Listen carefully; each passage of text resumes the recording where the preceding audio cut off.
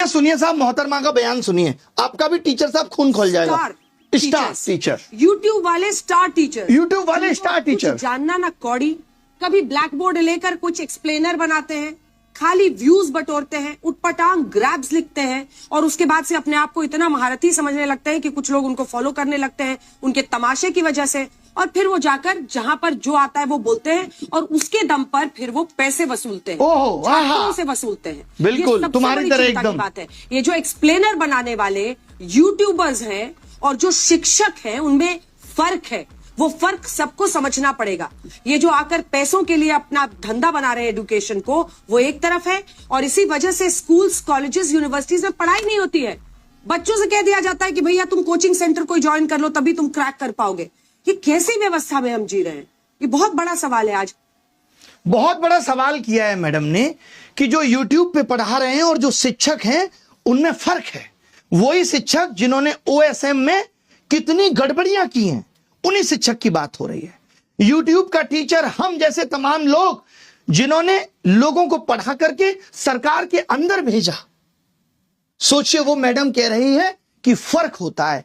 फर्क madam real media और आपके जैसी चाटुकारी मीडिया में भी होता है। पता है आपको, यह समझना पड़ेगा। जिस तरीके से आप कह रही ना व्यूज के लिए, आप टीआरपी के लिए किस तरीके से स्टूडियो के अंदर घमासान कराती हैं वो दुनिया ने देखा है कि कोई लॉजिक नहीं, सिर्फ उलूल जुलूल बातें। ये पत्रकारिता है तुम्हारी।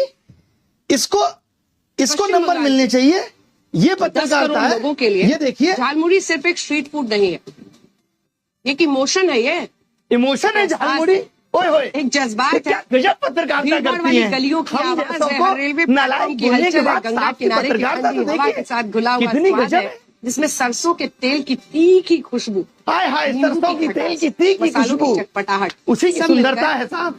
एक ऐसी कहानी बनाते हैं जो हर बंगाली के दिल में बस जाती है। जो आपने पोएट्री चिपकाई है ना, कसम से मजा आ गया। सोचिए कैसे कैसे मीम बन रहे हैं तुम लोगों पे।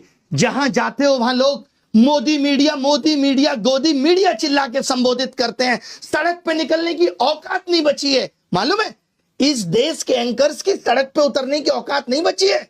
अब इनका जीवन स्टूडियो तक सीमित है। लोग गिरेबान पकड़ के पूछ लेंगे कि क्या कर रहे हो। आपको तो चौथा स्तंभ कहा जाता था। पिछले साल रैंकिंग 153 थी, इस साल 157 है, और वो यूट्यूब के एजुकेटर्स पे सवाल उठा रहे हैं। तुमने क्या किया भाई?